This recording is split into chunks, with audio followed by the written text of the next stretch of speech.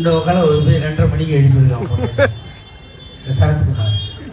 அது கண்ணை காசிக்கு என்னங்க அன்னைக்கு வேற எதனா எழுப்பியிருந்தா நீ ஆளு போய் மோடி கூப்பிடுறாரு போலாம்.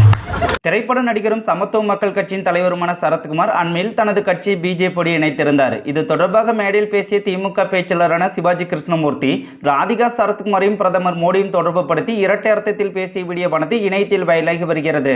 சிவாஜி கிருஷ்ணமூர்த்தி ஆபாசமாக பேசியது குறித்து தனது சமூக வலைதள பக்கத்தில் கருத்து தெரிவித்த ராதிகா சரத்குமார், ஏண்டா படுபாவி, ஜெயிலுக்கு போய் நீ திருந்த மாட்டியா?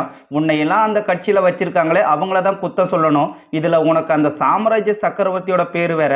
உன்ன மாதிரி ஆட்கள் எல்லாம் கடுமையாக தண்டிக்கப்படணும். இப்படி ஆபாசமாக பேசுவது ஸ்டாலினுக்கு தான் அவமானம் என முதல்வர் ஸ்டாலினை நாரடித்துள்ளார்.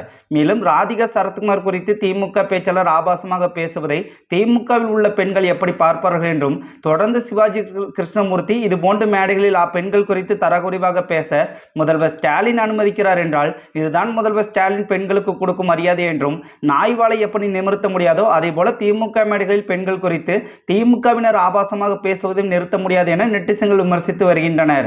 மேலும் நாடாளுமன்ற தேர்தல் பரப்புரையில் கலந்து கொண்டு உரையாற்றிய அமைச்சர் உதயநிதி, சசிகலா காலில் விழுந்த எடப்பாடி பழனிசாமியின் புகைப்படத்தை காண்பித்து, சசிகலாவை பார்த்தால் எடப்பாடி பழனிசாமி மண்டி போட்டு விடுவார் என ஆபாசமாக பேசியதும் கவனிக்கத்தக்கது.